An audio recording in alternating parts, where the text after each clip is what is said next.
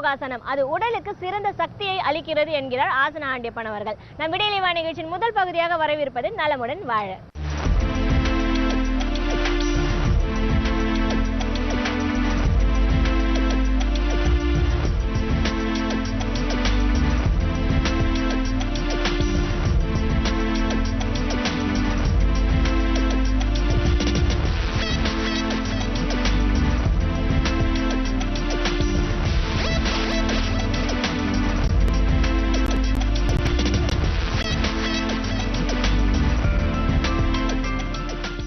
என் அருமை உலகத்தமிழ் மக்களே, தாய்மார்களே, பெரியோர்களே, சிறார்களே, என் அருமை சீடர்களே, யோக விரும்பிகளே, யோக நண்பர்களே, உங்கள் அனைவருக்கும் என் இனிய காலை வணக்கம்.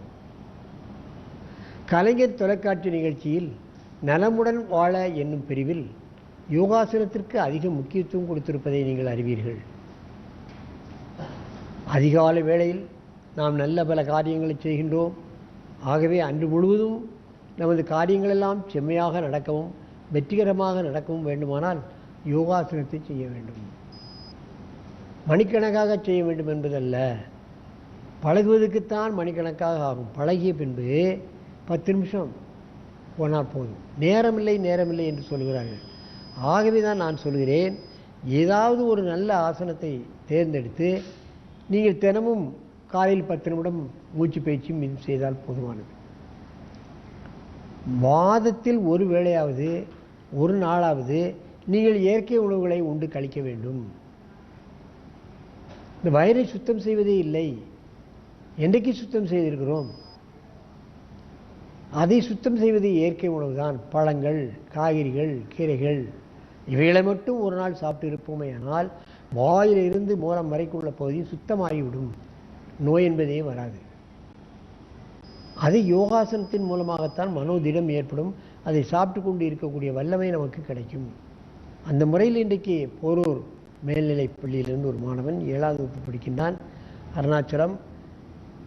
அங்கே இந்த பள்ளியில் எல்லா மாணவர்களுக்கும் யோகாசனம் கட்டாய பாடமாக வைத்திருக்கிறார்கள். அங்கே ஆசிரியர் செல்வகணபதி என சீடர் அங்கே இருந்து மாணவர்களுக்கு அற்புதமாக சொல்லிக் கொடுத்து கொண்டிருக்கின்றார்.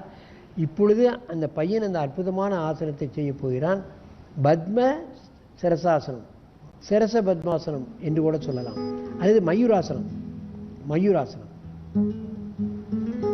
பத்ம மயூராசனத்தை செய்ய போயினான்.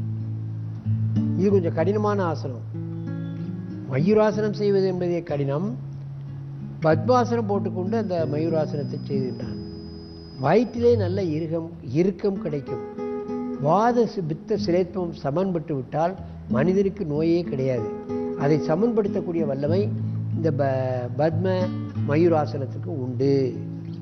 மெதுவாக இறங்கு. நீண்ட மூச்சு வாங்கிக்கொள். நன்றாக மூச்சை இழுத்துக்கொள். உடலுடைய அத்தனை கனமும் வயிற்றுக்கு வந்து விடுகிறது. மீண்டும் ஒரு முறை பத்ம மயூராசனம் பண்ணு. மெதுவாக பண்ணு. அங்கே பார்க்கவே பண்ணு.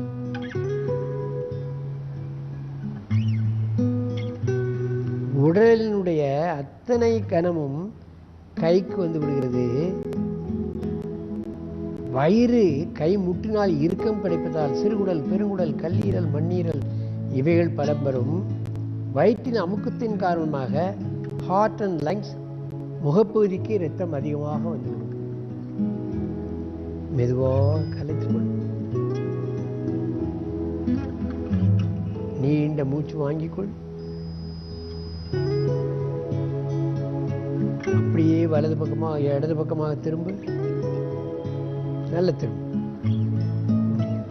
பக்கவாட்டில் செய்ய போகிறான். நீங்கள் கவனிக்க வேண்டும். ஒரு முக்கியமான நல்ல அற்புதமான ஆசனம்.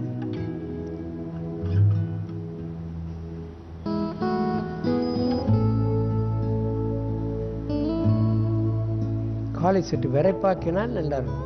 மேலே தூக்கணும். ஆரம்ப கட்டத்தில் காலை தூக்காமலேயே பழக வேண்டும்.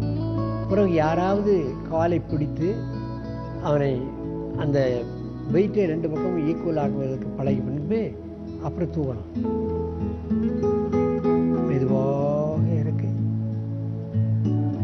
அப்படியே உட்கார்ந்து நல்ல மூச்சு இழுத்துக்கோ. நல்ல மூச்சு இழு.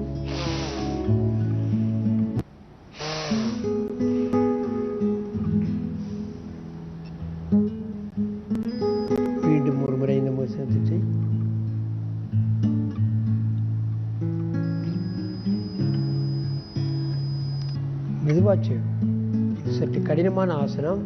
கை பிசகி விழுந்தால் மூக்கில் அடிபட்டு விடும். ஆகவே முன்னால் ஒரு தலவாணியை வைத்துக்கொண்டு நாம் செய்தாலே நல்லது. கை வழுகி கீழே விழும் பொழுது மூக்கு தரையிலே படக்கூடிய ஒரு தன்மை ஏற்படும். அதனால் முன்னால் ஆரம்ப கட்டத்தில் ஒரு தலையணையை முன்னால் வைத்துக்கொண்டு பழக வேண்டும். மெதுவாக இறக்கு. நன்றாக மூச்சை வாங்கிக்கொள். என் அருமை பெரியோர்களே, தாய்மார்களே, இவைகளெல்லாம் ஒல்லியாக இருப்பவர்கள், சின்ன மாணவர்களுக்கு தான் செய்ய முடியும் என்று நினைக்காதீர்கள். உண்டானவர்கள், தொந்தி பெருசானவர்கள் கூட செய்யலாம். தொந்தி குறைஞ்சிரும், வயிறு குறைஞ்சிரும், உடல் எடையும் குறையும். அற்புதமான ஆசனம். ஆனால் ஆரம்ப கட்டத்தில் யாராவது உதவி செய்ய வேண்டும். காலை பிடித்தோ அல்லது தலையை பிடித்தோ அவர்கள் நின்று கொண்டு முன்னால் ஒரு ஆள் பின்னால் ஒரு ஆள் நின்று கொஞ்ச நேரம் அவருக்கு பேலன்ஸ் பண்ணி அதை சரியாக நிற்கிற வரைக்கும் ஒரு வாரம் 10 நாள் பண்ணால் அவர் தனியாகவே நிற்க ஆரம்பிச்சிடுவான். அந்த ஆசனத்தினுடைய முழு பலனும் கிடைக்கும். ஆகவே இது போன்ற ஆசனங்களை காலையிலும் மாலையிலும் எல்லா தரப்பினரும், எல்லா மதத்தினரும், ஜாதி மத மேதம் இல்லாமல், ஆண் பெண் என்ற வித்தியாசம் இல்லாமல் இந்த யோகாசனத்தை பழகி நீங்கள் ஆரோக்கியமாக நெடிது இனிது வாழ வேண்டும் என்று கேட்டு உங்களிடமிருந்து விடைபெறுவது ஆசனம் ஆண்டியப்பன். வணக்கம்.